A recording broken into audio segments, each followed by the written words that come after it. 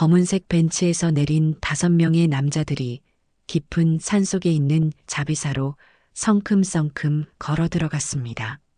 모두 검은 정장을 입고 있었지만 험상궂은 얼굴과 목덜미에 드러난 문신들이 이들의 정체를 말해주고 있었습니다.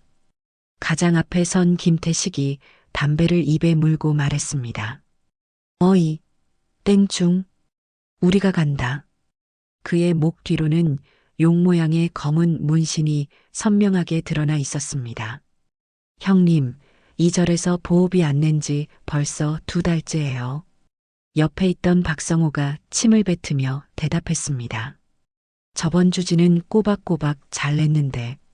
뒤따라오던 이동수가 낄낄거리며 말했습니다. 형님, 새로운 스님이 있는데 젊은 여자래요. 김태식의 눈이 번뜩였습니다. 여자라고? 그럼 더 재밌겠네. 5명은 자비사 경내로 들어섰습니다. 고즈넉하고 평화로웠던 사찰의 분위기가 이들의 등장과 함께 삭막해졌습니다.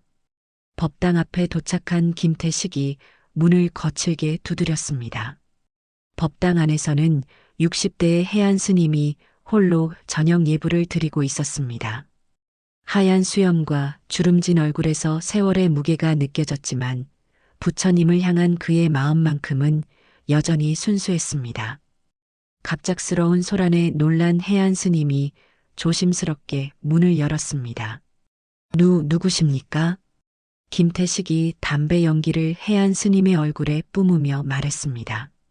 아시잖아요. 저희 용우파인 거. 해안 스님의 얼굴이 순간 창백해졌습니다.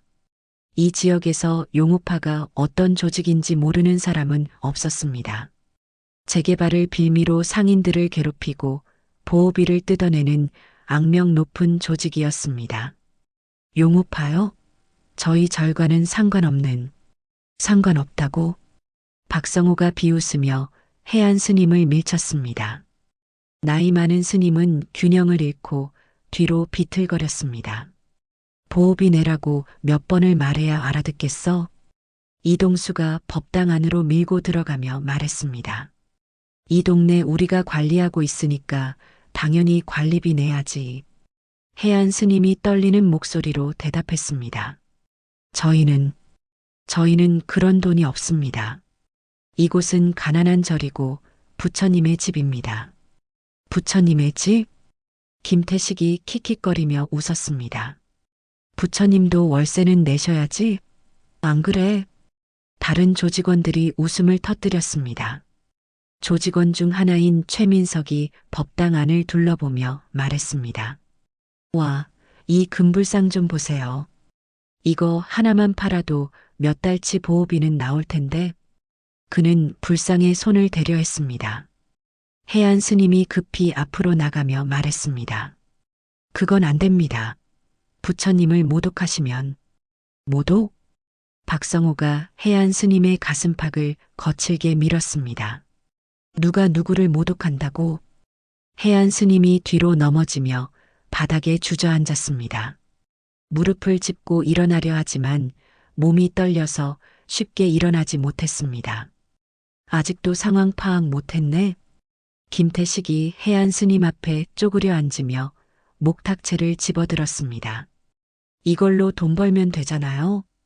그는 목탁채로 해안 스님의 머리를 통통 치기 시작했습니다. 그만하세요. 해안 스님의 눈에 눈물이 맺혔습니다. 하지만 조직원들은 더욱 거세게 법당을 어지럽히기 시작했습니다. 이동수가 제단 위의 촛불을 손으로 쳐서 꺼뜨렸습니다. 법당이 어두워지자 더욱 음산한 분위기가 되었습니다. 최민석이 경전들을 바닥에 던졌습니다. 신성한 경전들이 바닥에 흩어지며 짓밟혔습니다. 또 다른 조직원인 정우진이 불상을 발로 찼습니다. 불상이 흔들리며 넘어질 뻔했습니다. 그만하세요. 제발.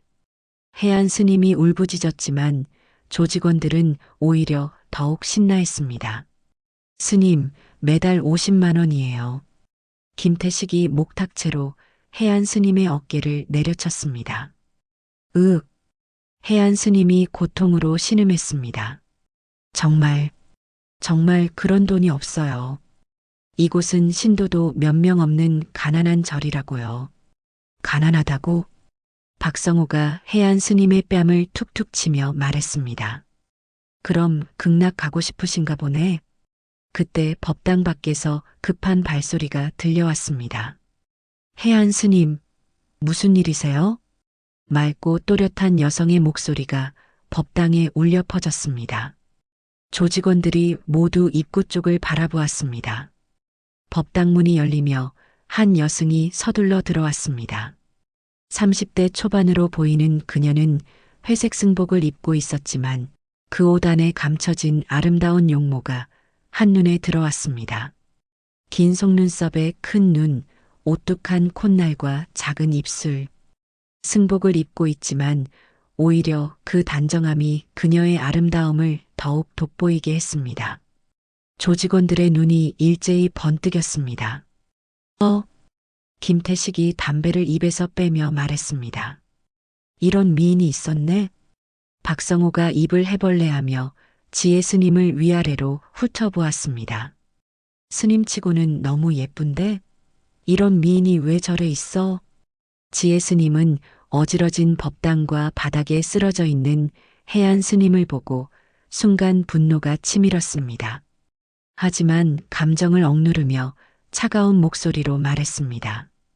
도대체 무슨 일입니까? 이동수가 희죽거리며 지혜 스님에게 다가갔습니다. 아가씨도 스님이에요? 근데 왜 이렇게 예뻐요? 신성한 법당에서 무슨 짓을 하시는 거예요? 당장 나가세요. 지혜 스님의 목소리에는 분노가 섞여 있었습니다. 오, 성격도 있네. 김태식이 음흉한 미소를 지으며 담배를 바닥에 던졌습니다. 그런데 아가씨, 이런 미인이 왜 절에서 썩고 있어요? 최민석이 지혜 스님 주위를 빙빙 돌며 말했습니다. 아까워라, 정말. 이런 몸매가 스님복 안에 숨어 있다니. 무슨 소리예요? 지혜 스님이 뒤로 물러서며 외쳤습니다. 하지만 조직원들은 더욱 흥미를 보였습니다. 박성호가 지혜 스님에게 한 걸음 더 다가가며 말했습니다. 스님도 남자가 그리울 텐데 우리랑 재밌게 놀까요? 정우진이 지혜 스님의 팔을 잡으려 했습니다. 건드리지 마세요. 지혜 스님이 팔을 뿌리치며 소리쳤습니다. 하지만 조직원들은 점점 더 노골적으로 변했습니다. 겁먹지 마요. 스님도 남자 없이 어떻게 살아요? 김태식이 지혜 스님의 다른 쪽 팔에 손을 뻗었습니다. 우리가 재밌게 놀아드릴게요. 그때 박성호가 지혜 스님의 승복깃을 거칠게 잡아당겼습니다. 한번 보자, 이 예쁜 얼굴. 승복깃이 당겨지면서 지혜 스님의 어깨 앞쪽 쇄골 근처가 드러났습니다. 그 순간 조직원들의 눈이 동시에 커졌습니다. 지혜 스님의 어깨에는 손바닥만 한 크기의 백두산 호랑이 문신이 새겨져 있었습니다.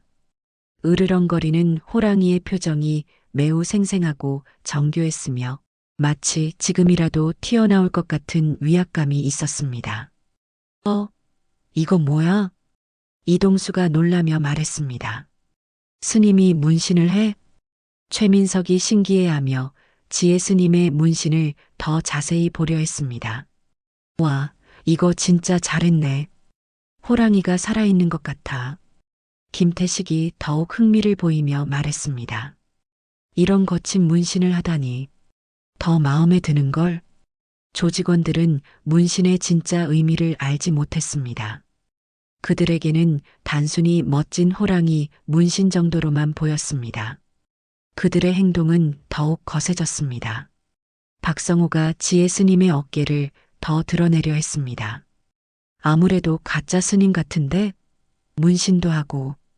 정우진이 음흉하게 웃으며 말했습니다. 그럼 더 재밌겠네. 진짜 스님이 아니라면 상관없잖아. 지혜 스님의 눈빛이 점점 차가워졌습니다. 북한에서 받은 훈련이 몸속에서 꿈틀거리기 시작했습니다. 하지만 그녀는 이제 스님이었습니다. 폭력을 써서는 안 된다는 마음과 이 모독을 당할 수 없다는 분노 사이에서 갈등했습니다. 지금이라도 그만하세요. 지혜 스님의 목소리가 낮아졌습니다. 그 목소리에는 지금까지와는 다른 차가운 기운이 담겨 있었습니다. 하지만 조직원들은 여전히 농담 삼아 대했습니다. 김태식이 지혜 스님의 다른 쪽 어깨도 드러내려고 승복을 더 잡아당겼습니다. 마지막 경고입니다. 그만하세요. 지혜 스님은 더 낮은 목소리로 경고했습니다. 뭘 그만해. 가만히 있어봐. 김태식은 지혜 스님을 비웃으며 지혜 스님의 얼굴에 손을 뻗었습니다. 예쁜 얼굴 만져나 보자. 그 순간이었습니다. 봉인되어 있던 지혜 스님의 전투 본능이 되살아났습니다. 지혜 스님의 손이 번개처럼 움직였습니다.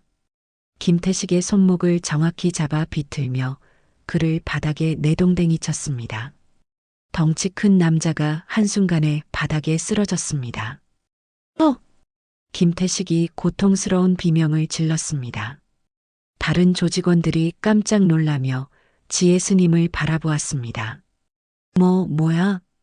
박성호가 당황하며 지혜 스님에게 주먹을 날렸습니다. 지혜 스님은 차가운 표정으로 그의 주먹을 간단히 피한 뒤 손날로 그의 목 옆을 정확하게 가격했습니다. 우! 박성호가 의식을 잃고 쓰러졌습니다. 이동수와 최민석이 동시에 달려들었지만 지혜 스님의 움직임은 마치 바람과 같았습니다. 이동수의 다리를 걸어 넘어뜨린 뒤 최민석의 명치를 정확히 가격했습니다. 으악! 두 명이 동시에 바닥에 쓰러졌습니다. 마지막 남은 정우진이 겁에 질린 표정으로 도망치려 했지만 지혜 스님이 그의 뒤통수를 가볍게 쳤습니다. 정우진도 그 자리에서 쓰러졌습니다. 3분도 채 지나지 않아 5명의 조직원이 모두 바닥에 뻗어 있었습니다. 이 인연이 뭐야? 김태식이 간신히 일어나며 중얼거렸습니다. 손목이 아직도 아팠습니다. 지혜 스님이 차가운 눈빛으로 그들을 내려다보았습니다. 평소에 자비로운 스님의 모습은 온데간데 없고 마치 다른 사람 같았습니다. 지금 당장 이 자리에서 사라지세요. 다신 이곳에 발을 들여놓지 마시고요. 지혜 스님의 목소리는 낮았지만 강력한 위압감이 있었습니다. 조직원들은 겁에 질린 표정으로 서로를 바라보았습니다. 박성호가 비틀거리며 일어나 말했습니다. 형님, 이 여자 보통 여자가 아니에요. 닥쳐. 빨리 나가자. 김태식이 다른 조직원들을 재촉했습니다. 조직원들이 황급히 법당을 빠져나갔습니다. 조직원들이 사라진 후 법당에는 고요함이 찾아왔습니다. 지혜 스님은 즉시 바닥에 쓰러진 해안 스님에게 다가가 부축했습니다. 해안 스님 괜찮으세요? 많이 다치셨어요? 지혜 스님, 고맙습니다. 당신 덕분에. 해안 스님의 목소리는 아직 떨리고 있었습니다. 지혜 스님이 해안 스님을 법당 한쪽에 앉게 한 뒤 어지러진 법당을 둘러보았습니다. 불상은 넘어져 있고 경전들은 바닥에 흩어져 있었습니다. 촛불은 꺼져 있고 향로는 뒤엎어져 있었습니다. 이놈들이 정말. 지혜 스님의 입에서 북한 사투리가 살짝 나왔습니다. 하지만 곧 자신을 제어했습니다. 해안 스님, 저들이 자주 와서 이런 짓을 했나요? 2달 전부터 매달 보호비를 내라고 와서 협박을 했어요. 전에는 이렇게 심하지 않았는데. 해안 스님이 한숨을 쉬며 말했습니다. 지혜 스님의 표정이 어두워졌습니다. 그녀의 마음속에는 불안함이 자리 잡고 있었습니다. 오늘 일로 끝날 리 없다는 것을 알고 있었습니다. 다음에는 더 많은 사람을 데리고 올 것이고 그때는 더 큰 문제가 될 것이었습니다. 그날 밤 용우파 조직원들은 급히 행동대장에게 보고했습니다. 여자 하나가 너희 5을 다 때려 눕혔다고?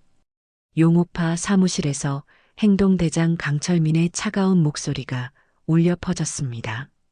30대 중반의 강철민은 키가 180cm가 넘는 큰 키에 단단한 근육질 몸매를 가지고 있었습니다.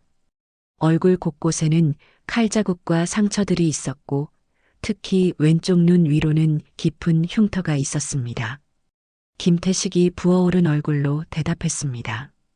형님, 죄송합니다. 하지만 그 여자 정말 이상합니다. 강철민이 담배를 입에 물며 말했습니다. 이상하다고?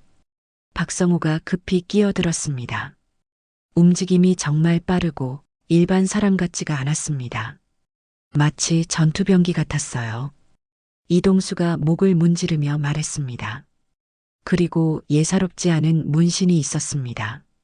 문신? 강철민의 눈빛이 번뜩였습니다. 어깨에 호랑이 문신이 새겨져 있었어요. 백두산 호랑이 같은. 어깨 어디에? 강철민의 목소리가 갑자기 날카로워졌습니다. 앞쪽이요. 쇄골 근처에. 강철민이 무의식 중에 자신의 어깨를 만졌습니다. 그의 어깨에도 똑같은 자리에 똑같은 백두산 호랑이 문신이 있었습니다. 하지만 설마 그럴 리는 없다고 생각했습니다. 내가 직접 가볼게. 다음 날 검은색 벤치에 강철민과 조직원 8명이 타고 자비사로 향했습니다. 강철민은 창밖을 바라보며 어제 부하들이 한 말을 되새겼습니다. 백두산 호랑이, 어깨 앞쪽, 여자. 하지만 곧 고개를 저었습니다. 말이 안 돼. 그럴 리 없어. 30분 후 자비사에 도착했습니다. 강철민 일행이 자비사 경내로 들어서자 고요했던 사찰의 분위기가 긴장감으로 바뀌었습니다. 강철민이 부하들에게 말했습니다. 내가 먼저 들어간다. 너희는 여기서 대기해. 형님, 혼자 들어가시는 거예요? 김태식이 걱정스럽게 물었습니다. 어제 그 여자가 얼마나 위험한지. 여자 하나가 뭘 어떻게 하겠어. 강철민이 비웃으며 법당으로 향했습니다. 법당 앞에 도착한 그가 문을 똑똑 두드렸습니다.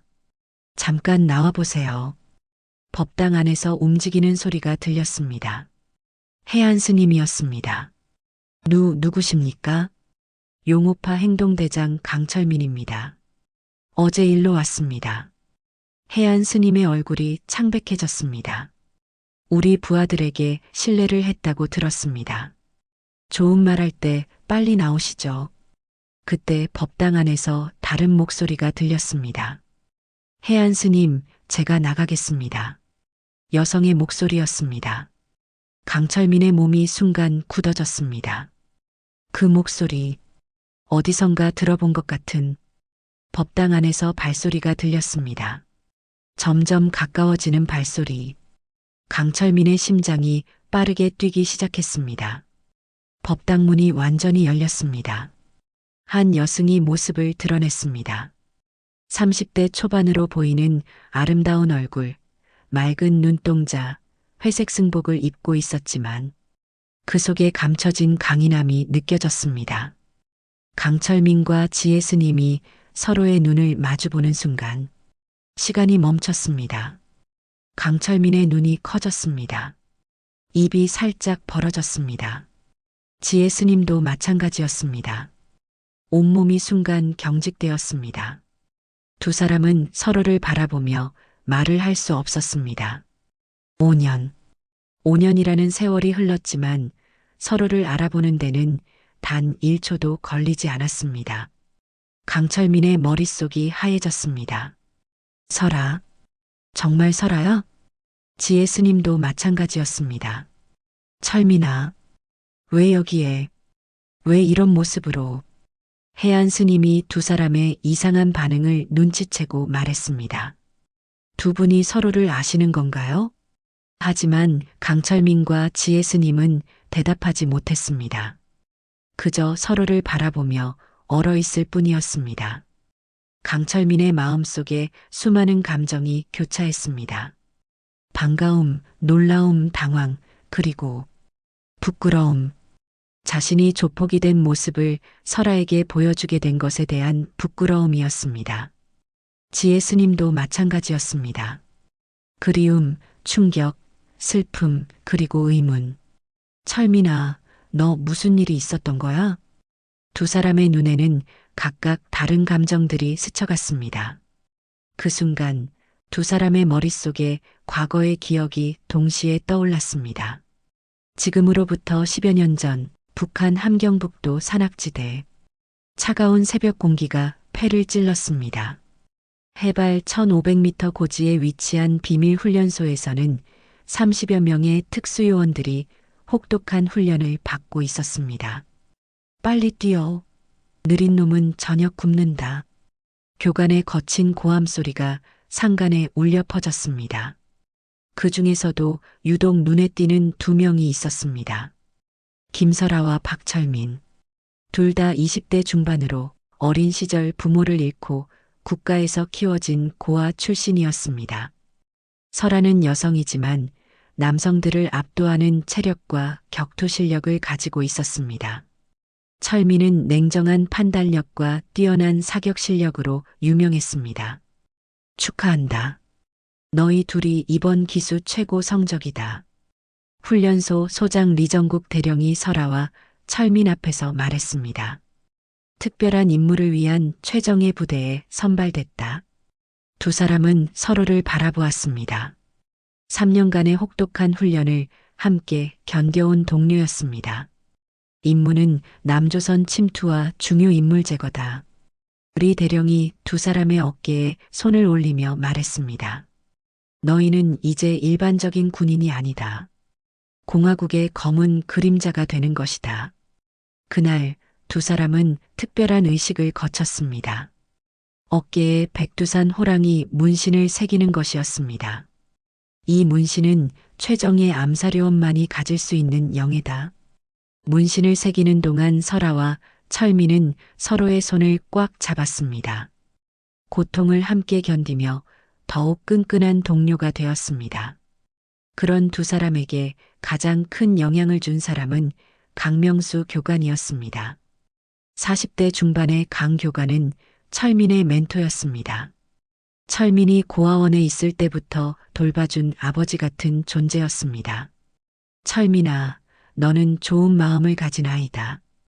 강 교관이 철민의 어깨에 손을 올리며 말했습니다.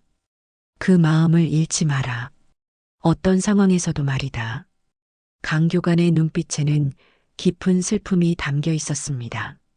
설아도 강 교관을 존경했습니다. 여성이라는 이유로 차별받을 때마다 강 교관이 보호해 주었기 때문입니다. 설아야, 너는 특별한 아이다. 힘이 세다고 해서 약한 사람을 괴롭히는 사람이 되어서는 안 된다. 네, 교관님. 그 후 5년 동안 두 사람은 함께 수많은 임무를 수행했습니다. 중국 국경 지역 감시, 탈북자 색출, 내부 숙청 작업. 잔혹한 임무들이었지만 두 사람은 조국에 대한 충성심으로 버텨왔습니다. 어느 겨울밤 임무를 마치고 돌아온 두 사람이 막사에서 대화를 나누었습니다. 설아야, 가끔 이런 생각이 들어. 철민이 조심스럽게 말했습니다. 어떤 생각? 우리가 정말 옳은 일을 하고 있는 건가? 설아가 놀라며 철민을 바라보았습니다. 무슨 소리야? 우리는 조국을 위해 일하고 있어. 그래, 조국을 위해서지. 하지만 철민의 목소리에는 확신이 부족했습니다. 그러던 어느 날, 2020년 가을. 그날은 평범한 가을날이었습니다. 설아와 철민에게 새로운 임무가 주어졌습니다. 국경 근처에서 탈북을 시도하는 반역자들이 있다. 상관의 브리핑이 시작되었습니다. 신원은 비밀이다. 현장에서 확인하고 즉시 제거하라. 몇 명입니까? 철민이 물었습니다. 질문 말고 명령만 따르면 된다. 상관의 차가운 대답이었습니다. 두 사람은 국경 지역으로 향했습니다. 국경 근처 산길에서 두 사람은 타겟들을 발견했습니다. 하지만 예상과 달리 무장한 반역자들이 아니었습니다. 한 중년 남성과 여성, 그리고 어린 아이들이 짐을 지고 조심스럽게 걷고 있었습니다. 저게 반역자들이야? 설아가 망원경으로 보며 중얼거렸습니다. 그냥 평범한 가족 같은데. 철민도 당황했습니다. 그때 중년 남성이 뒤를 돌아보았습니다. 철민의 온몸이 얼어붙었습니다. 교관님, 그 중년 남성은 바로 강명수 교관이었습니다. 설마, 교관님이? 철민이 믿을 수 없다는 표정으로 말했습니다. 설아도 충격을 받았습니다. 그들이 가장 존경하던 교관이 탈북을 시도하고 있었습니다. 두 사람은 조용히 강 교관 가족에게 접근했습니다. 교관님, 철민의 목소리에 강 교관이 돌아보았습니다. 철민아, 설아야.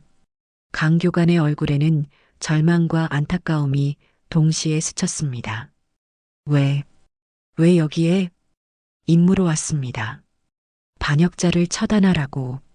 하지만 교관님이 여기 계실 줄은. 어떻게 조국을 배신할 수 있습니까? 철민의 목소리가 떨렸습니다. 강 교관이 두 제자를 바라보며 깊은 한숨을 쉬었습니다.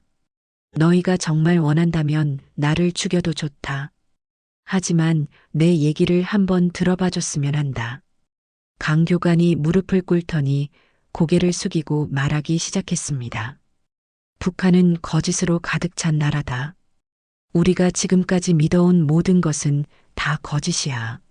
철민과 설아가 동시에 놀랐습니다. 무슨 뜻입니까?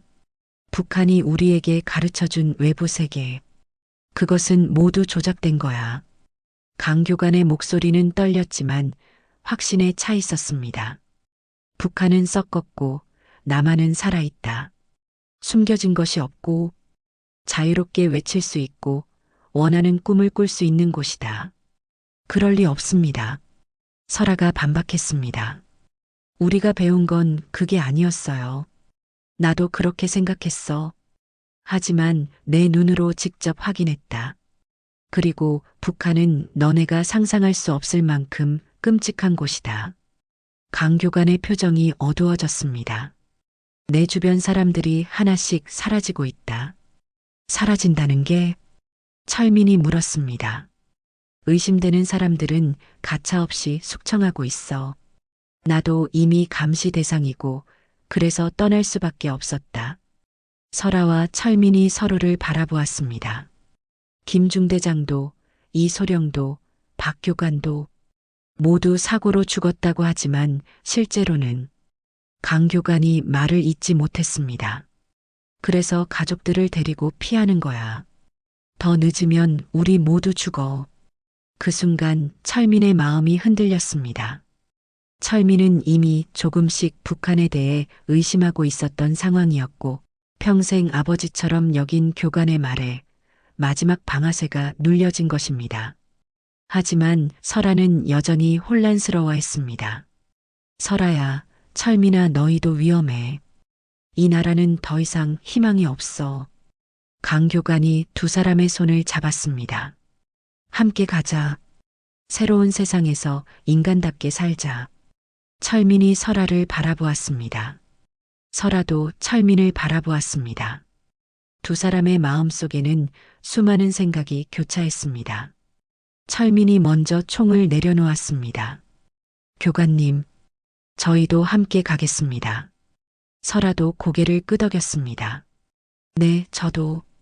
그 순간 세 사람은 과거를 버리고 새로운 미래를 향해 발걸음을 내디뎠습니다. 새벽 3시 드디어 국경선에 도달했습니다. 철조망 너머로 중국 땅이 보였습니다. 저기서부터는 자유야. 강 교관이 가족들을 먼저 보내며 말했습니다. 설아와 철민이 철조망을 잘라 통로를 만들었습니다. 빨리 넘어가세요. 하지만 그때 멀리서 개 짖는 소리가 들려왔습니다. 들켰다. 빨리. 6명은 급하게 철조망을 넘기 시작했습니다.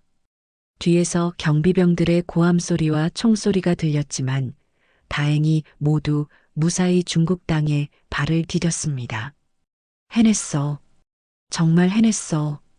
강 교관이 눈물을 흘리며 가족들을 끌어안았습니다. 설아와 철민도 서로를 바라보며 안도의 한숨을 쉬었습니다. 2개월 후 6명은 중국을 거쳐 한국에 도착했습니다. 철민과 설아는 하나원에 입소했습니다. 하나원은 탈북자들이 한국 사회에 정착할 수 있도록 돕는 정부 기관이었습니다. 이곳에서 3개월 동안 한국어 교육, 문화 적응 훈련, 직업 교육 등을 받았습니다. 여기는 정말 자유로워. 설아가 신기해하며 말했습니다. 정말 감시하는 사람이 없네. 철민도 조심스럽게 주변을 둘러보며 말했습니다. 하나원에서의 3개월은 두 사람에게 희망을 주었습니다. 친절한 교육생들과 상담사들이 한국 생활에 대해 자세히 알려주었습니다. 곧 사회에 나가서 정말 자유로운 삶을 살 수 있을 거예요. 상담사가 격려해 주었습니다. 드디어 하나원 교육을 마친 철민과 설아는 작은 원룸에서 새로운 삶을 시작했습니다. 정부에서 지원해준 정착금으로 간신히 보증금을 내고 구한 방이었습니다. 설아야, 드디어 우리만의 집이야. 철민이 텅 빈 방을 둘러보며 말했습니다. 응, 비록 작지만 우리가 자유롭게 살 수 있는 곳이야. 두 사람은 손을 맞잡고 미래를 그려보았습니다. 나는 공장에서 일하면서 기술을 배우고 싶어. 나는 식당에서 일하면서 요리를 배워볼까? 모든 것이 희망적으로 보였습니다. 일주일 후 두 사람에게 희소식이 찾아왔습니다. 탈북자 전문 취업지원센터에서 연락이 왔어요. 하나원 담당자가 기쁜 목소리로 말했습니다. 정말요? 설아가 눈을 빛내며 물었습니다. 네, 탈북자들을 전문적으로 도와주는 업체래요. 좋은 일자리를 보장한다고 하더군요. 철민과 설아는 서로를 바라보며 기뻐했습니다. 드디어 제대로 된 일자리를 구할 수 있겠어. 다음 날 두 사람은 새희망 취업지원센터를 찾아갔습니다. 번화한 거리에 위치한 센터는 겉보기에 매우 번듯해 보였습니다. 어서 오세요. 박철민 씨, 김설아 씨 맞죠? 30대 중반의 정장을 입은 남자가 반갑게 맞이했습니다. 저는 이 센터의 부장 김성진입니다. 그는 두 사람을 사무실로 안내했습니다. 사무실은 깔끔하게 정리되어 있었고 벽에는 탈북자 성공 취업 사례 같은 액자들이 걸려 있었습니다. 우리 센터는 탈북자분들만을 전문적으로 돕는 곳입니다. 김성진이 친근한 미소를 지으며 설명했습니다. 정부 지원을 받아 운영되고 있고 지금까지 95% 취업 성공률을 자랑합니다.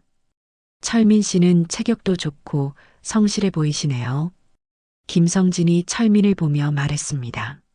물류회사에서 관리직으로 일할 수 있도록 해드리겠습니다. 월급도 300만 원 정도. 철민의 눈이 커졌습니다. 북한에서는 상상도 할 수 없는 금액이었습니다. 설아 씨는 미모가 뛰어나시네요. 김성진이 설아를 보며 말했습니다. 호텔 프런트나 백화점 안내 업무는 어떠세요? 깔끔하고 품위 있는 일이죠. 정말 그런 일을 할 수 있을까요? 설아가 기대에 찬 목소리로 물었습니다. 물론입니다. 우리가 책임지고 연결해드리죠. 김성진이 자신있게 대답했습니다. 다만 일자리 연결에는 소정의 수수료가 있습니다. 첫 달 급여의 30% 정도. 두 사람은 흔쾌히 동의했습니다. 너무나 좋은 조건이었기 때문입니다. 일주일 후 설아에게 첫 연락이 왔습니다. 설아 씨, 일자리 구했어요. 강남의 고급 레스토랑입니다. 레스토랑이요? 네, 접대 업무예요. VIP 손님들과 대화하고 술 따라드리는 일이죠. 설아가 불안해했습니다. 그런 일은 하고 싶지 않은데요. 아, 걱정 마세요. 그냥 대화만 하는 거예요. 다른 건 없어요. 김성진이 안심시켰습니다. 호텔 프런트 일은 아직 자리가 없어서요. 일단 여기서 경험을 쌓으시면 더 좋은 곳으로 옮겨드릴게요. 결국 설아는 그 일을 시작했습니다. 첫날 밤 설아는 충격적인 현실과 마주했습니다. 새로운 애네, 이쁘네. 술에 취한 중년 남자가 설아에게 손을 뻗었습니다. 저는 그런 일 하는 사람이 아니에요. 설아가 뒤로 물러서며 말했습니다. 뭐, 그런 일이 아니라고? 업소 사장이 비웃으며 말했습니다. 여기가 어딘 줄 알고 왔어? 탈북자 주제에 까탈 떨어. 저는 대화만 한다고 들었어요. 대화? 손님 비위 맞춰주는 게 대화야. 몸으로 하는 대화 말이야. 설아의 얼굴이 창백해졌습니다. 못하겠어요. 나가겠어요. 나간다고? 내가 나가려면 위약금 500만 원 내야 해. 위약금이요? 취업업체에서 너 소개해주면서 받은 돈이야. 못 내면 계속 일해야지. 설아는 완전히 속은 것을 깨달았습니다. 며칠 후 철민에게도 연락이 왔습니다. 철민 씨, 물류회사 일자리 나왔어요. 정말요? 네, 그런데 처음에는 현장 경험부터 쌓으셔야 해요. 김성진이 말했습니다. 오늘 당장 나가시면 됩니다. 쉬운 일이에요. 그냥 서 있기만 하면 되거든요. 철민은 기쁜 마음으로 지정된 장소로 향했습니다. 철민이 도착한 곳은 낡은 상가 건물 앞이었습니다. 새로운 사람이네. 건장한 남자가 철민에게 다가왔습니다. 네, 박철민입니다. 좋아. 오늘 일은 간단해. 저 할머니 집에 가서 돈 받아오는 거야. 돈요? 응. 밀린 월세 받으러 가는 거야. 너는 그냥 옆에 서 있기만 하면 돼. 철민은 이상하다고 생각했지만 일단 따라갔습니다. 낡은 다세대 주택 앞에서 남자가 문을 두드렸습니다. 할머니, 돈 준비됐어요?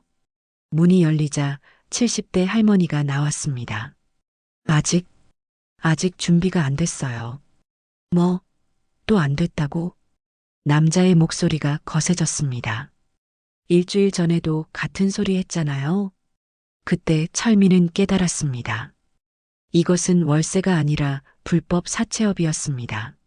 할머니, 이자까지 포함해서 500만 원이에요.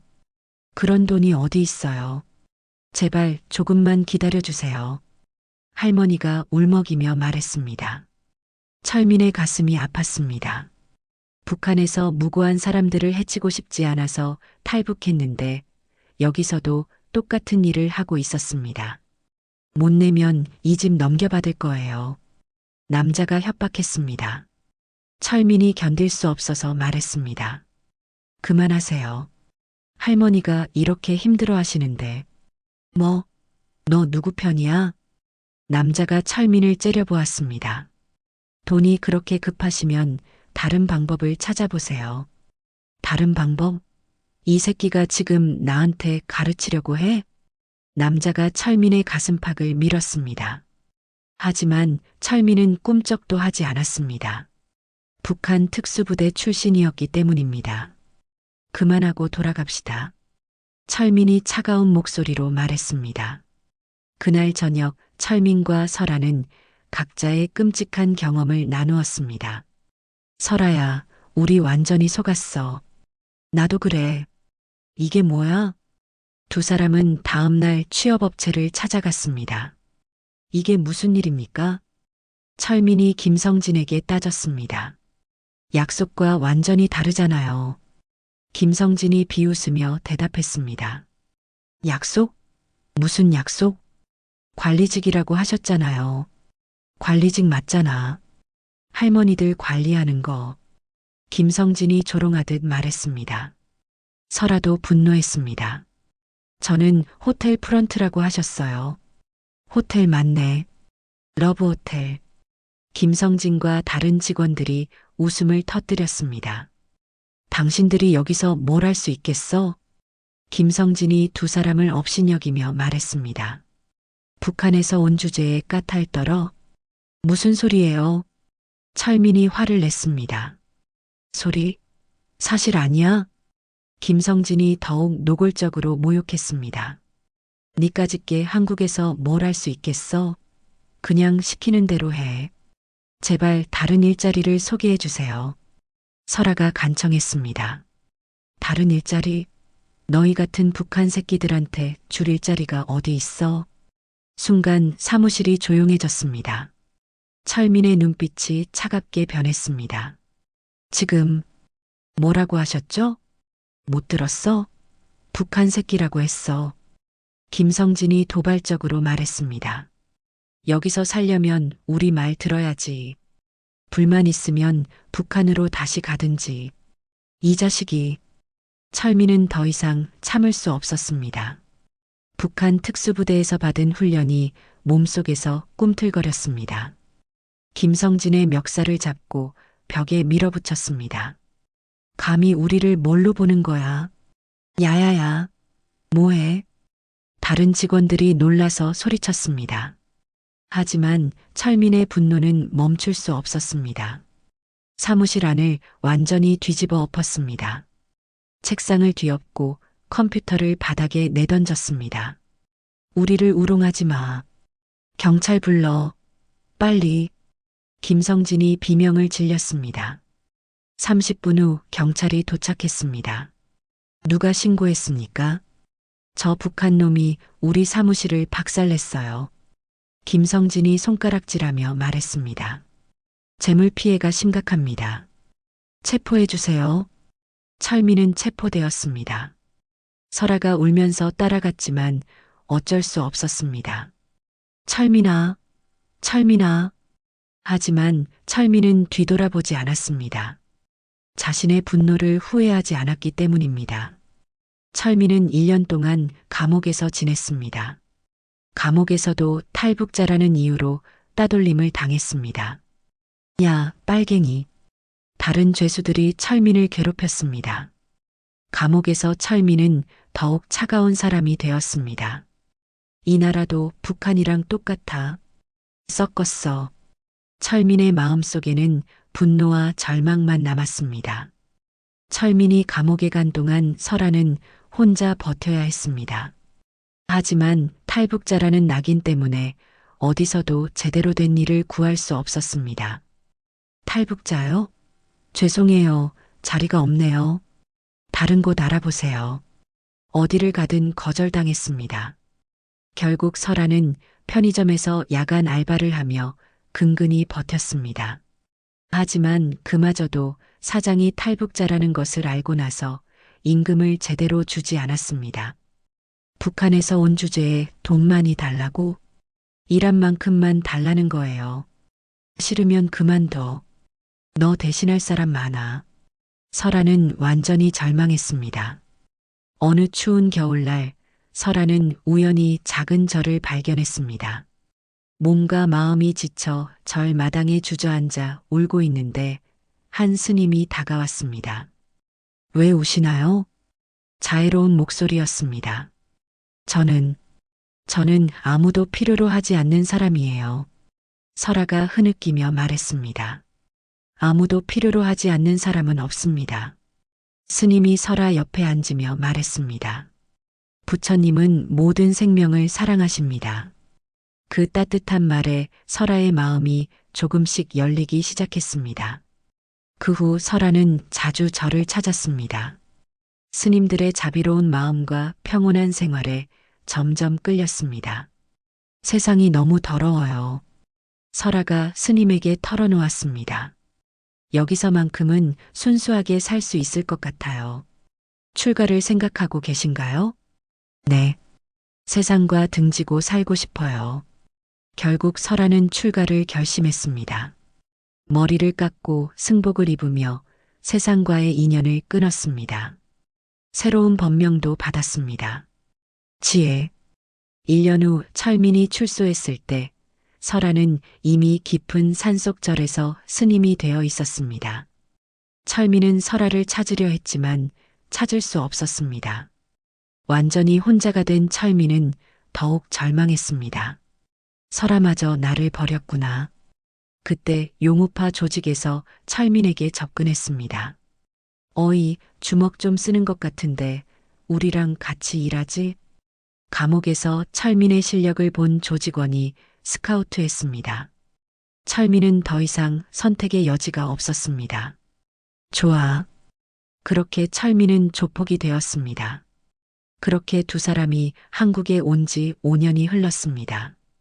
설아는 깊은 산속에서 지혜 스님이 되어 평온한 삶을 살았고, 철민은 도시에서 용우파 행동대장이 되어 거친 삶을 살았습니다. 같은 꿈을 꾸며 함께 탈북했던 두 사람이 완전히 다른 길을 걷게 된 것입니다. 그리고 오늘 운명처럼 두 사람은 다시 만나게 됐습니다. 철민아, 지혜 스님의 목소리에 강철민이 과거의 기억에서 벗어났습니다. 설아야, 강철민의 목소리가 떨렸습니다. 5년 동안 너를 얼마나 찾았는지 알아? 지혜 스님의 눈에 눈물이 고였습니다. 나도 너를 그리워했어. 그럼 왜 떠났어?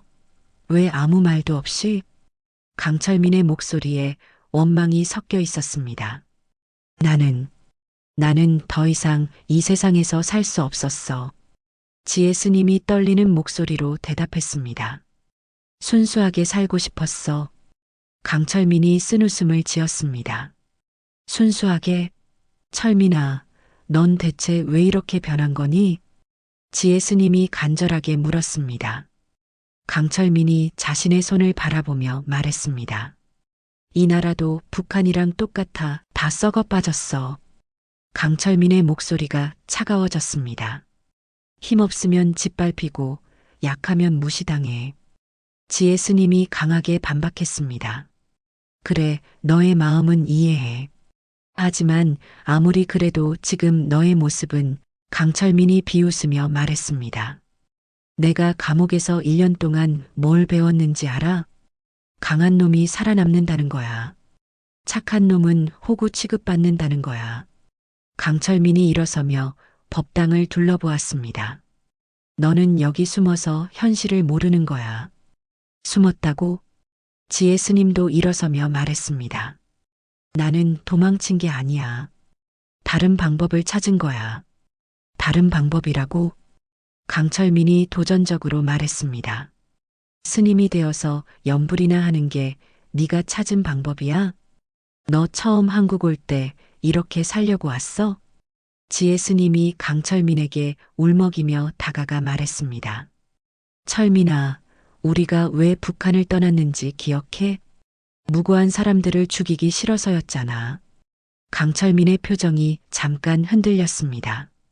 무고한 사람들을 해치지 않으려고 목숨 걸고 탈북했잖아.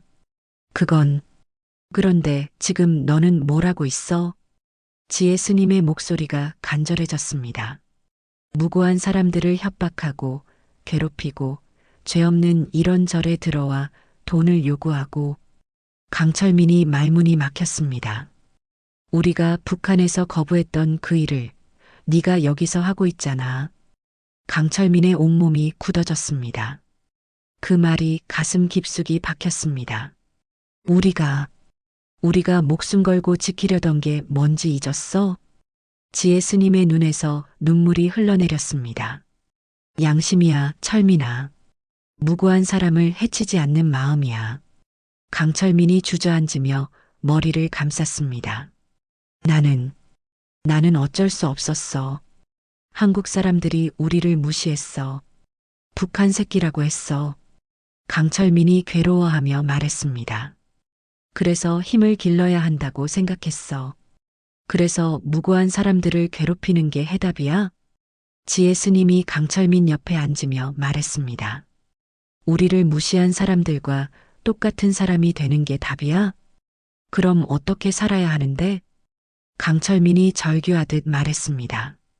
약하게 살면서 계속 당하기만 해야 해? 약하다고? 지혜 스님이 강철민을 바라보며 말했습니다. 철민아, 진정한 강함이 뭔지 알아? 진정한 강함은 약한 사람을 보호하는 거야. 지혜 스님의 목소리가 따뜻해졌습니다.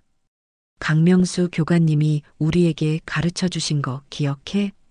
강철민이 고개를 들어 지혜 스님을 바라보았습니다. 힘이 세다고 해서 약한 사람을 괴롭히면 안 된다고 하셨잖아. 지혜 스님이 강철민의 손을 잡았습니다. 강철민의 눈에서도 눈물이 흘러내렸습니다. 설아야, 나는 정말 길을 잃었구나. 강철민이 떨리는 목소리로 말했습니다. 아직 늦지 않았어. 지혜 스님이 강철민을 격려했습니다. 다시 시작할 수 있어. 다시 시작? 응. 우리가 북한에서 꿈꿨던 그 산 말이야. 지혜 스님이 미소를 지으며 말했습니다. 무고한 사람들을 보호하고 정의롭게 사는 삶.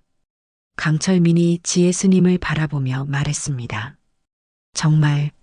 정말 가능할까? 물론이야. 내가 도와줄게. 지혜 스님이 강철민의 두 손을 잡으며 말했습니다. 철민아, 절로 와. 절로? 여기서 새로운 삶을 시작해. 나와 함께. 강철민이 당황하며 말했습니다. 나 같은 사람이 스님이 될 수 있을까? 스님이 되라는 게 아니야. 지혜 스님이 고개를 저으며 말했습니다. 그냥 여기서 마음을 정리하고 진짜 내가 원하는 삶이 뭔지 생각해봐. 내가 원하는 삶. 강철민의 마음이 흔들리기 시작했습니다. 하지만 설아야. 강철민이 걱정스러운 표정으로 말했습니다. 내가 조직을 떠나면 가만두지 않을 거야. 무슨 뜻이야? 조직에서는 한 번 들어온 사람은 죽을 때까지 조직원이어야 해. 지혜 스님의 표정이 어두워졌습니다. 그럼 평생 그렇게 살아야 한다는 거야? 그런 것 같아. 강철민이 한숨을 쉬며 말했습니다. 그래도 시도해봐야지. 지혜 스님이 용기를 북돋아 주었습니다. 방법이 있을 거야. 그때 법당 밖에서 김태식의 목소리가 들려왔습니다. 형님, 너무 오래 계신데요. 괜찮으십니까? 저희가 들어갑니다.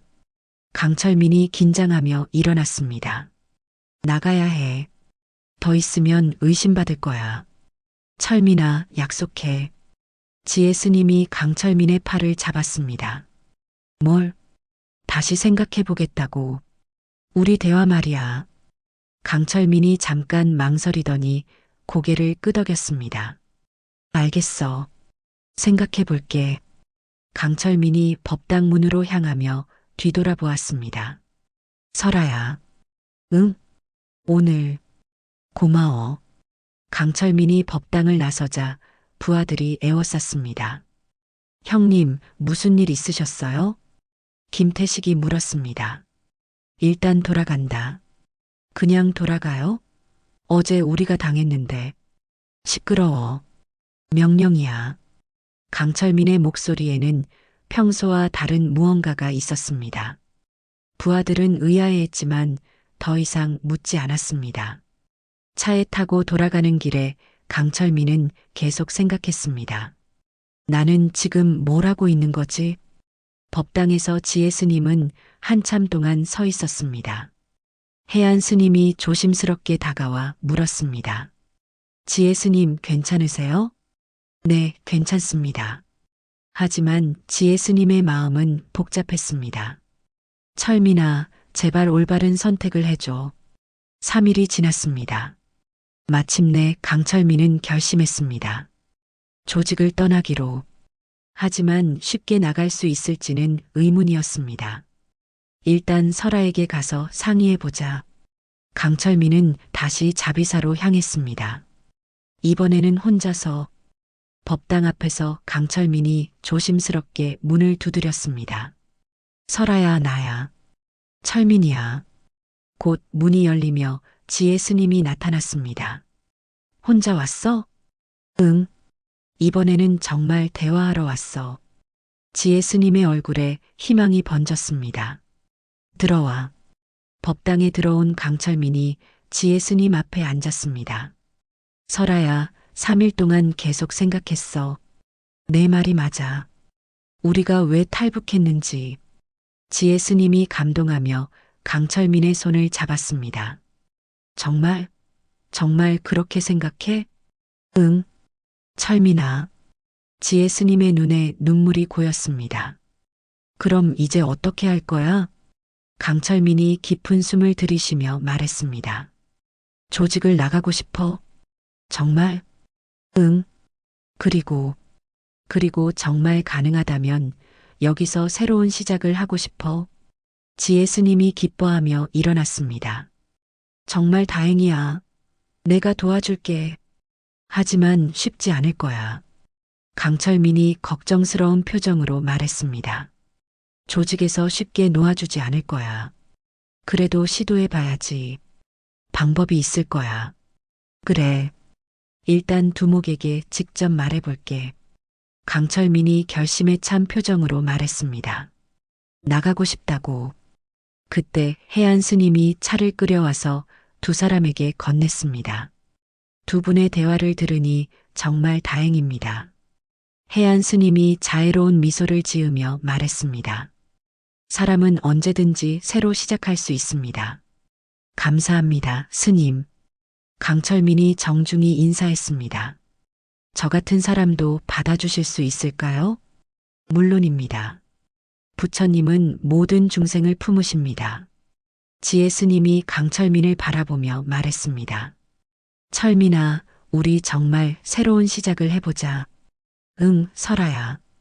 두 사람은 서로의 손을 잡고 미소를 지었습니다. 그때 법당 밖에서 거친 발소리가 들려왔습니다. 여러 명이 함께 오는 소리였습니다. 강철민의 표정이 굳어졌습니다. 법당 문이 거칠게 열렸습니다. 용오파, 두목 박용호가 조직원 7명과 함께 들어왔습니다. 40대 초반의 박용호는 키가 크고 눈빛이 매서웠습니다. 얼굴 전체에 흉터가 있었고 특히 입 옆에 큰 흉터가 인상적이었습니다. 어이 철민아, 여기서 뭐하고 있어? 박용호의 목소리는 차갑고 위협적이었습니다. 두목님, 어떻게 여기를? 강철민이 당황하며 일어났습니다. 너를 못 믿겠어서 따라왔지. 박용호가 법당 안을 둘러보며 말했습니다. 얼마 전부터 이상했어. 절도 그냥 두지 않나. 딴 생각을 계속하지 않나. 그는 지혜 스님을 보며 음흉한 미소를 지었습니다. 이 예쁜 여승 때문이었구나. 두목님, 그게 아니라. 닥쳐 이 자식아. 박용호가 강철민을 제지했습니다. 너 이 여자랑 무슨 관계야? 사귀어? 강철민이 말문이 막혔습니다. 설아와의 관계를 말할 수도 없고 거짓말을 할 수도 없었습니다. 답이 없네. 박용호가 강철민에게 다가가며 말했습니다. 너 이 여자랑 뭔가 있지? 아닙니다, 두목님. 거짓말하지 마. 내 표정 다 보여. 박용호가 지혜 스님을 바라보며 말했습니다. 이 여자가 너를 꼬셨나? 그런 게 아닙니다. 강철민이 급하게 말했습니다. 그럼 뭐야? 왜 이렇게 신경 쓰는데? 박용호의 의심은 점점 커져갔습니다. 설마, 너 이 여자 때문에 조직을 배신하려는 건 아니지? 강철민이 더 이상 숨길 수 없다고 판단했습니다. 두목님, 저 조직을 그만두고 싶습니다. 법당 안이 순간 조용해졌습니다. 박용호와 조직원들이 모두 강철민을 바라보았습니다. 뭐라고? 박용호의 목소리가 낮아졌습니다. 조직을 그만둔다고? 네. 다른 삶을 살고 싶습니다. 강철민이 무릎을 꿇으며 말했습니다. 제발 보내주세요. 이 미친 새끼가. 박용호가 강철민을 발로 찼습니다. 감히 어딜 나간다고 짓거려. 강철민이 바닥에 쓰러졌지만 일어나지 않고 계속 무릎을 꿇었습니다. 두목님, 제발. 박용호가 계속 강철민을 발로 차며 말했습니다. 제발은 무슨 제발이야. 지혜 스님이 견딜 수 없어서 앞으로 나섰습니다. 그만하세요. 박용호가 지혜 스님을 째려보았습니다. 어이, 남의 일에 왜 끼어들어? 철민이가 그만두고 싶다는데 왜 강요하세요? 당신들이 무슨 권리로 사람의 자유를 빼앗아요? 지혜 스님이 용기를 내어 말했습니다. 자유. 박용호가 비웃었습니다. 이 여자가 정말 세상 물정을 모르네. 조직원들도 킥킥거리며 웃었습니다. 스님, 여기는 절이 아니라 조직이야. 박용호가 지혜 스님에게 다가가며 말했습니다. 죽기 전엔 아무도 못 나간다고. 강철민이 지혜 스님 옆에서 다시 무릎을 꿇었습니다. 두목님, 제가 잘못했습니다. 지혜 스님도 함께 무릎을 꿇었습니다. 제발, 둘이 정말 한패네? 박용호가 두 사람을 번갈아 보며 말했습니다. 역시 내 눈은 틀리지 않아. 조용히 살겠습니다. 강철민이 간절하게 말했습니다. 조용히? 박용호가 강철민의 머리를 발로 찼습니다. 내가 아는 걸 다 경찰에 불면 우리 조직이 어떻게 되는데? 이런 배신자는 죽여야 해. 박용호가 차가운 목소리로 말했습니다. 그래야 다른 놈들도 함부로 다른 생각 못하지. 조직원들이 강철민을 둘러쌌습니다. 지혜 스님이 박용호 앞에 막아섰습니다. 안 돼요. 제발, 제발 그만하세요. 그 순간 박용호가 지혜 스님을 자세히 보더니 음흉한 미소를 지었습니다. 그럼 내가 한 가지 제안할까? 박용호가 지혜 스님에게 다가갔습니다. 철민이를 놓아줄 테니까 내 부탁 하나 들어줄래? 무슨 부탁이요? 지혜 스님이 뒤로 물러서며 말했습니다. 나랑 하룻밤 자자. 여기 법당에서. 순간 법당 안이 조용해졌습니다. 강철민의 눈이 번뜩였습니다. 그만하시죠? 박용호는 강민철의 말을 무시하고 계속 지혜 스님에게 다가갔습니다. 어때? 쉽잖아. 나랑 하룻밤만 자면 철민이도 살려주고 너도 여기서 행복하게 살 수 있어. 박용호가 지혜 스님의 턱을 만지려 했습니다.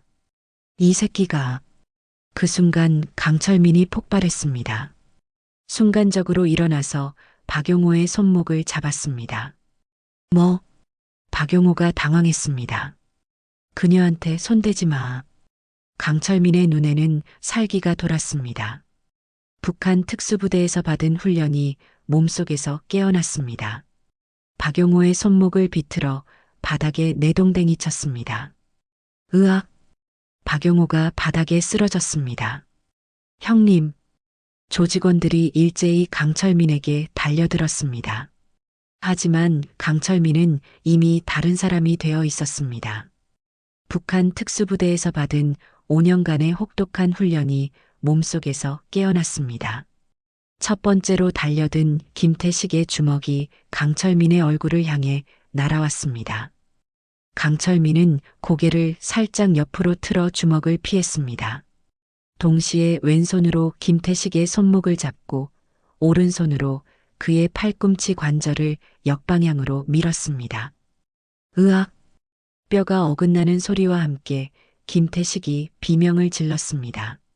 두 번째 조직원인 박성호가 뒤에서 강철민의 목을 조르려 했습니다. 강철민이 순간적으로 몸을 숙이며 박성호를 어깨너머로 업어쳤습니다.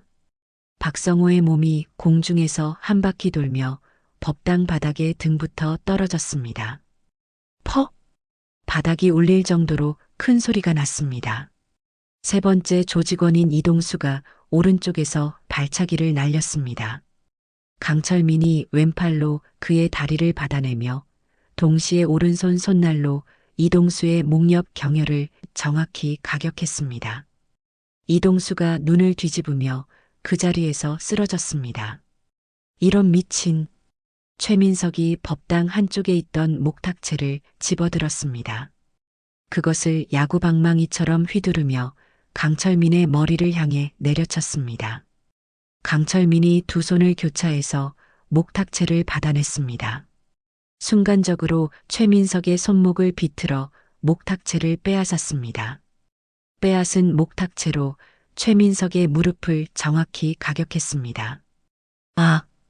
최민석이 무릎을 부여잡고 바닥에 굴렀습니다.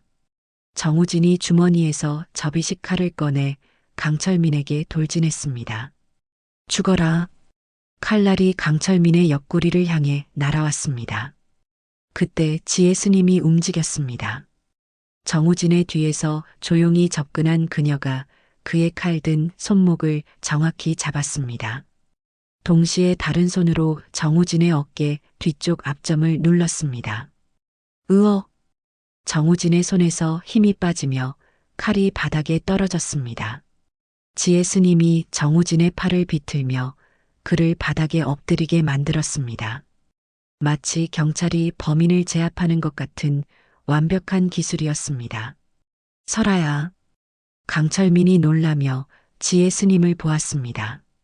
5년이 지나도 실력은 그대로구나. 남은 두 조직원이 동시에 두 사람에게 달려들었습니다. 강철민과 지혜 스님이 서로 눈빛을 교환했습니다. 마치 5년 전 북한에서 함께 훈련받던 때처럼 완벽한 호흡이었습니다. 왼쪽 조직원이 강철민에게, 오른쪽 조직원이 지혜 스님에게 향했습니다. 강철민이 조직원의 주먹을 피하며 그의 배를 가격했습니다. 조직원이 몸을 구부리자 강철민이 무릎으로 그의 얼굴을 가격했습니다. 동시에 지혜 스님은 자신에게 오는 조직원의 발차기를 손으로 받아내며 그의 다리를 잡고 비틀어 넘어뜨렸습니다. 두 조직원이 동시에 바닥에 쓰러졌습니다. 박용호가 간신히 일어나서 주머니에서 칼을 꺼냈습니다. 이런 이 자식들이. 그는 칼을 들고 지혜 스님에게 달려들었습니다. 칼날이 지혜 스님의 가슴을 향해 날아왔습니다. 지혜 스님이 몸을 옆으로 돌려 칼을 피했습니다. 동시에 박용호의 손목을 잡고 그의 팔을 비틀었습니다. 하지만 박용호는 오랜 조폭 생활로 단련된 몸을 가지고 있었습니다. 반대편 주먹으로 지혜 스님의 얼굴을 가격하려 했습니다. 설아야. 강철민이 재빠르게 달려와 박용호의 주먹을 막았습니다. 두 남자가 격렬하게 몸싸움을 벌였습니다. 박용호가 무릎으로 강철민의 배를 차려 했지만 강철민이 다리로 막아냈습니다. 강철민이 박용호의 목을 잡고 그를 벽에 밀어붙였습니다. 끝났어 넌. 하지만 박용호가 마지막 발악으로 숨겨둔 작은 칼을 꺼내 강철민의 옆구리를 찔러려 했습니다. 지혜 스님이 그것을 보고 박용호의 손목을 정확히 가격했습니다. 아! 박용호의 손에서 칼이 떨어졌습니다. 강철민과 지혜 스님이 동시에 박용호를 제압했습니다. 강철민이 박용호의 팔을 비틀어 등 뒤로 돌렸고 지혜 스님이 그의 다리를 걸어 넘어뜨렸습니다. 박용호가 얼굴부터 바닥에 떨어졌습니다. 으윽! 박용호가 코에서 피를 흘리며 신음했습니다. 강철민이 박용호의 등에 무릎을 올리고 그를 완전히 제압했습니다. 이제 정말 끝이야. 법당 바닥에는 7명의 조직원들이 모두 쓰러져 있었습니다. 어떤 이는 의식을 잃었고 어떤 이는 고통스럽게 신음하고 있었습니다. 강철민과 지혜 스님은 나란히 서서 그들을 내려다보았습니다. 두 사람 모두 숨이 약간 거칠어졌지만 다친 곳은 없었습니다. 다신 이곳에 발을 들여놓지 마. 강철민이 차가운 목소리로 경고했습니다. 그리고 이 근처에서도 아예 꺼져. 지혜 스님도 단호하게 말했습니다.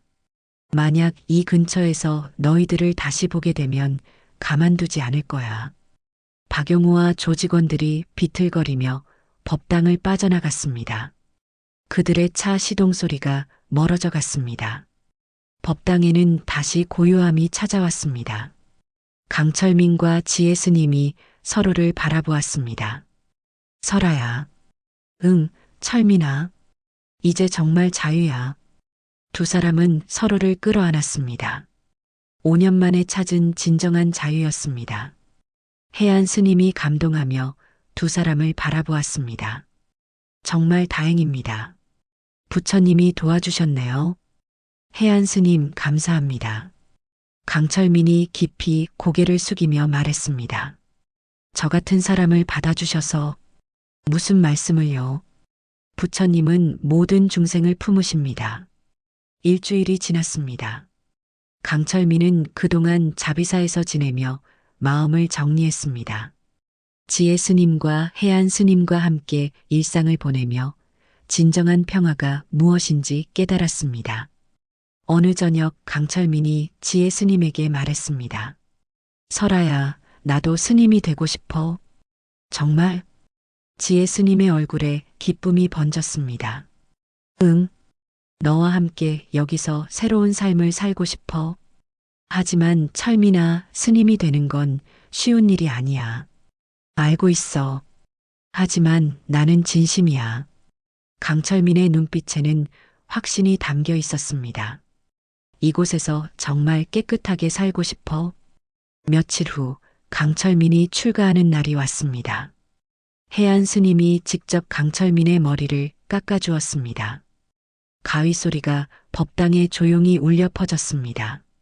검은 머리카락이 하나씩 바닥에 떨어졌습니다. 강철민이 거울을 보며 자신의 변해가는 모습을 바라보았습니다. 지혜 스님이 옆에서 지켜보며 눈물을 글썽였습니다. 철민아, 후회하지 않아? 전혀. 강철민이 미소를 지으며 대답했습니다. 이게 우리가 북한에서 꿈꿨던 진짜 자유야. 머리를 다 깎고 회색 승복을 입은 강철민이 지혜 스님과 나란히 앉았습니다. 설아야, 솔직히 말하면 이게 우리가 꿈꿨던 한국 생활은 아니잖아. 강철민이 조심스럽게 말했습니다. 지혜 스님이 고개를 끄덕였습니다. 그러게, 우리가 원한 건 이런 게 아니었지. 평범하게 일하고 가정을 꾸리고 자유롭게 사는 것.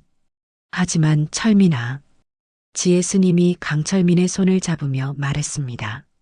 원하는 삶은 아니었지만 옳은 삶을 살 수 있어. 강철민이 지혜 스님의 말을 곰곰이 생각해 보았습니다. 옳은 삶이라. 그래. 지혜 스님이 계속 말했습니다.